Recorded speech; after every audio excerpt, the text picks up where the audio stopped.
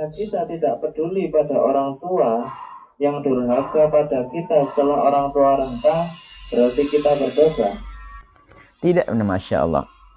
Kita punya kewajiban untuk berbakti pada orang tua. Dan kalau pengen tahu ahli neraka yang berjalan di atas bumi itu, lihat anak yang tidak punya bakti kepada orang tua. Na'udzubillah. Orang yang tidak bisa berbakti pada orang tua tidak akan beruntung di dunia dan di akhirat.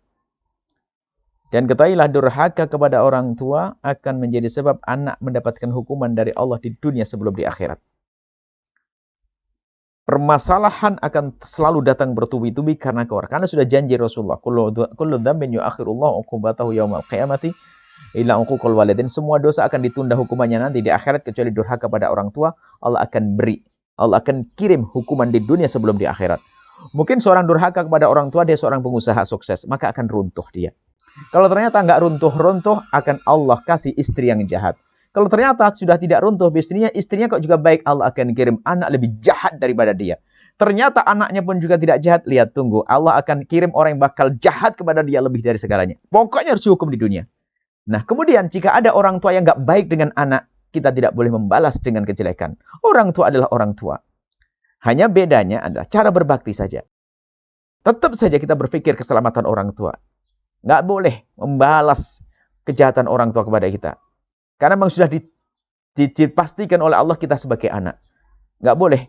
Ini ada, makanya orang tua itu ada tiga macam. Ada orang tua yang sangat baik kepada kita. Kadang yang demikian itu mudah kita berbuat baik. Ada orang yang biasa-biasa saja. Ada orang tua yang jahat kepada kita.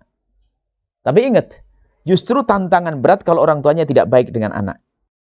Tapi tetap nggak boleh kita berbuat jahat. Dan ingat, kalau orang berbakti pada orang tua, maka Allah akan beri kebaikan di dunia. Biarpun orang kafir. Sebelum di akhirat. Kalau akhirat orang kafir nggak ada. Makanya biarpun orang tidak beriman kepada Allah, kalau dia baik dengan bapak ibunya, maka Allah akan beri kebaikan di dunia sebelum dia mati. Kalau mati karena dia tidak beriman, adalah nggak selamat di akhirat. Sebenarnya dikisahkan di salah satu negeri yang tidak beriman. Atau seorang tidak sholat, bukan seorang beriman. Dia tangannya patah. Rupanya tangannya bukan tangannya mati, tangannya itu harus diamputasi karena dulu itu adalah waktu ibunya marah itu memukul sesuatu sampai cacat tangan itu. Rupanya sang anak itu punya nasib baik, dia tidak pernah ngedendam sama ibunya biarpun dibegitukan. Jahat betul ibunya. Cuman tidak tahu Allah pilih hatinya, seandainya dia beriman kan luar biasa. Cuman dia tidak beriman.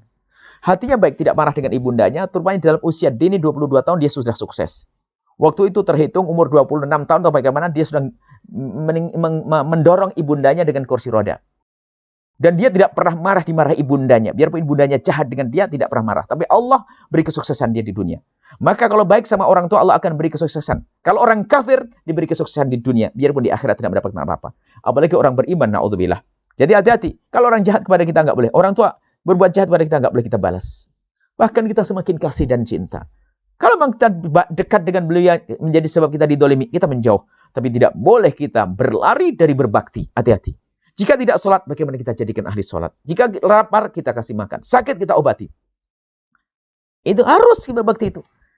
Berbakti pada orang tua berangkat dari kerinduan kita kepada pahala Allah Subhanahu wa Ta'ala. Ini saja, wallahu a'lam bishawab.